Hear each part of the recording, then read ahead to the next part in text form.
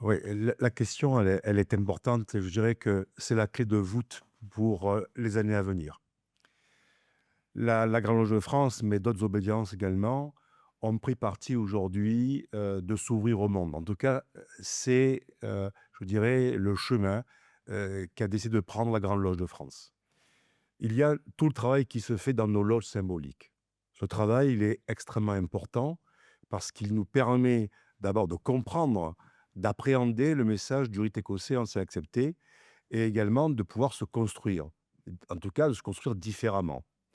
Mais nous avons un pied dans la loge, mais nous avons aussi un pied dans la cité. Et ce qui est important, c'est de pouvoir ensuite s'exprimer aux non-maçons, à l'endroit des non-maçons. Et la Grange de France a pris parti de multiplier ces prises de parole au travers de conférences publiques. Alors, nous avons des conférences publiques dans les différentes villes de France, mais nous avons aussi l'occasion d'ouvrir nos temples. La Grange de France a 72 sites et cette année, 15 sites ont ouvert lors des Journées européennes du patrimoine.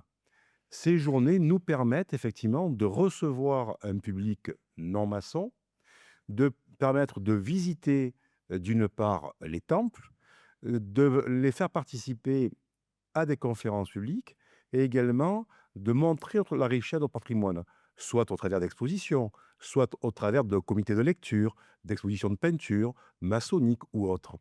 Et là, nous arrivons à attirer des non-maçons qui sont curieux et on démystifie la sorte ce que nous faisons. Nous avons deux types de conférences qui sont, je dirais, estampillées Grande Loge de France. Nous avons Enjeux et perspectives et nous avons Condorcet Brossolette. Nous avons, et son vice-président est ici, il est en train de rentrer, nous avions un format d'Enjeux et perspectives qui était une conférence publique que nous faisions une fois par trimestre. Nous avons décliné, nous avons souhaité décliner ça en petit déjeuner. Et nous proposons ce type de réunion le troisième jeudi de chaque mois à 8h30. 8h30 le matin, à Paris. Nous arrivons aujourd'hui à une centaine d'inscrits pour 80 présents. Mais nous ne parlons pas que de franc-maçonnerie. Nous abordons des sujets, des thématiques qui intéressent aujourd'hui nos citoyens et citoyennes. Ils sont présents à nos côtés et ils entendent au travers de grands scientifiques des sujets qui leur parlent, qu'ils interpellent, dans un lieu maçonnique.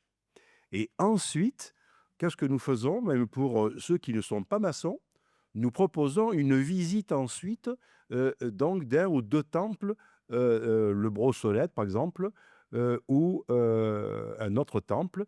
Et pendant 1 heure, on leur propose donc d'évoquer un peu ce qu'est la maçonnerie. Mais je peux vous dire que nous avons, le matin, très tôt, des personnes qui sont intéressées par les marches, femmes et hommes. Mais nous observons depuis quelque temps aussi, et ça c'est un phénomène qui est à prendre en compte pour les obédiences mais européennes, c'est que de plus en plus, nous avons des jeunes qui s'intéressent à la démarche et qui s'approchent des obédiences au travers de candidatures dites spontanées. Et là, on s'aperçoit d'un rajeunissement de cette population qui s'intéresse à la démarche. Et nous avons, nous, en Grande Loge de France, en 2024, eu plus de 3500 candidatures. Alors, quand on met de côté, si vous le permettez l'expression, un peu familière, les candidatures dites un petit peu exotiques, nous avons quand même un nombre important de candidatures qui méritent que l'on porte attention. Le moment le plus complexe, c'est de les attirer vers nous, c'est-à-dire de leur, de leur expliquer l'intérêt de faire la démarche. Mais une fois qu'ils ont été initiés, les constats sont pratiquement unanimes par les vénérables, par les présidents. Cette jeunesse-là, elle est en recherche de quelque chose. Elle est en recherche d'une spiritualité qui n'est pas forcément dogmatique, mais par contre, elle est en recherche d'un cadre. Et la maçonnerie, nous, au rite écossais en accepté, nous pouvons proposer un cadre. Il est ce qu'il est, mais c'est un cadre dans un lieu sacralisé grâce au rite et à nos rituels, loin de l'invective quotidienne, c'est-à-dire que pendant 2 heures, eh ben, on pose les bagages. Eh ben, cette jeunesse, aujourd'hui, elle nous fait remonter ces espaces de respiration, ces moments où ils peuvent aussi travailler sur eux-mêmes dans une structure intergénérationnelle. C'est ça qui est intéressant aussi. C'est-à-dire que, voilà, je suis dans un espace où il y a des membres qui font la même démarche que moi, mais qui ont quelques années de plus que moi, ou voire beaucoup plus en âge profane, mais aussi dans la démarche. Et là, eh ben, il y a une alchimie qui se crée, et là, effectivement, il y a la transmission qui se crée. Et une fois qu'ils sont rentrés, et à partir du moment où on les respecte, à partir du moment où nous maçonnons correctement, nous ne sommes pas dans une maçonnerie d'affaires, l'alchimie, elle prend. Voilà. Et le dernier point que je voulais vous dire, puisque vous êtes un jeune maçon dans la démarche, je suis convaincu, moi, de la valeur de l'exemple. C'est-à-dire qu'à partir du moment où on fait une démarche en franc-maçonnerie, on se doit de respecter et de contracter les engagements qui nous lient. Nous avons prêté serment. Et ces serments que nous prêtons, qui ne sont pas contre nature, si je puis dire, avec les valeurs pour nous de la République, euh, doivent nous engager, ces valeurs, elles nous engagent dans la cité. Et c'est-à-dire, comme ça a été dit, nous devons avoir le bon comportement, le bon mot, l'élégance du geste, l'élégance de la parole, le je vous crée, constitué, reçoit, le soir de votre initiation, eh bien, un acte chevaleresque, la chevalerie de l'esprit, la chevalerie du comportement. Parce que, avant d'être des bâtisseurs, nous sommes des héritiers, héritiers de ces décennies et siècles qui ont permis à cette maçonnerie, au travers des siècles, dès le XVIIIe siècle, de porter ces valeurs qui ont été évoquées à plusieurs reprises.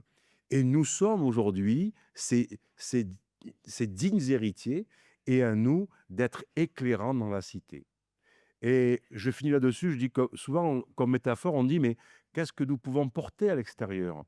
Eh bien, c'est un petit peu, moi, je nous compare à une forme de goutte d'eau, c'est-à-dire, vous prenez un plan d'eau, il y a une goutte d'eau qui vient heurter ce plan d'eau, il va se créer des ondes.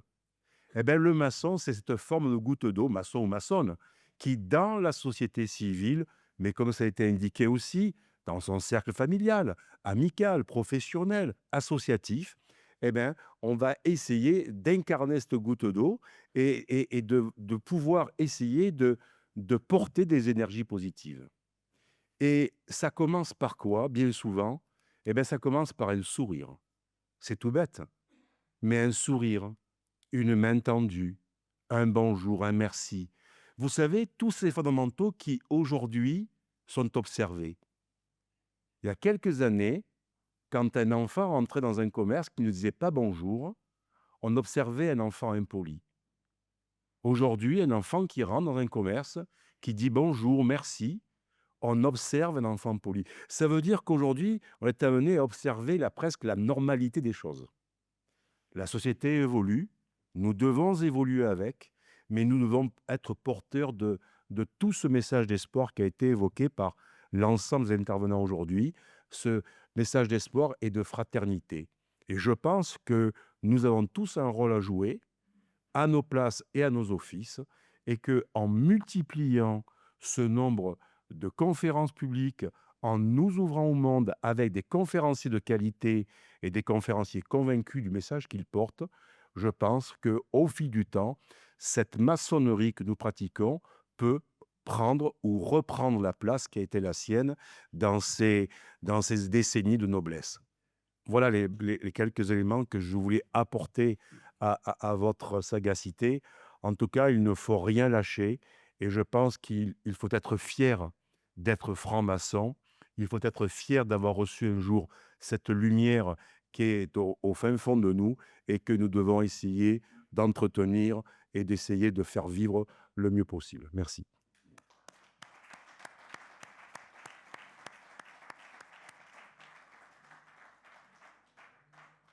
Ich möchte eine Anleitung oder eine Anregung geben, diese Kolloquien die sie abhalten wollen, dann mit Leuten, die keine Freimaurer sind, in einer Publikation festzuhalten. Also sozusagen gegen diese technische Schockwelle jetzt gegenzusteuern. Es gibt einen sehr guten eine sehr gute Möglichkeit, wenn zum Beispiel solche Redner, wie wir heute gehört haben, dann kommentiert publiziert werden. Das heißt, sie lassen Studenten zu Wort kommen, die fühlen sich unheimlich geehrt, wertvoll, wenn sie sich dann in einer solchen Publikation wiederfinden, neben dem Präsidenten, neben ihrem Professor und so weiter. Und wenn wir das in der Weise publikatorisch durchführen, dann wird genau diese Sicht, das mein Vorredner jetzt dir anbeschrieben hat, wirklich auch so, dass es nachhaltig ist. Es ist wie bei einer Messe. Wenn Sie einen guten Priester gehört haben, gehen Sie nach Hause und sind so verliebt. Aber wenn dann im Pfarrblatt ein Kommentar erscheint, selbst diejenigen, die negativ sind, fühlen sich dann irgendwie doch sehr gut. Also das wäre meine Anregung zu den Kolloquien. Dankeschön. Je vous remercie pour l'idée que vous venez de me donner et je pense qu'on va essayer effectivement, avec la publication des actes de ce colloque, hein, parce que nous allons récupérer tous les différents actes et les propos qui ont été tenus jusqu'à présent, peut-être de les faire commenter de cette manière-là, dans une université, on va voir, on va travailler là-dessus. En tout cas, moi, je vous ai proposé tout à l'heure, professeur Orbach, d'avoir un contrat de partenariat entre l'association Architecture et Patrimoine maçonnique et votre université, avec des chercheurs de votre côté. J'ai déjà des contacts à Paris avec des jeunes étudiants qui sont tout à fait prêts à travailler sur le sujet. Je peux vous dire aussi que nous préparons ardemment le colloque du mois de juillet, au cours duquel nous aurons déjà 3 intervenants, 3 jeunes intervenants qui seront à un niveau très intéressant. Je vous remercie.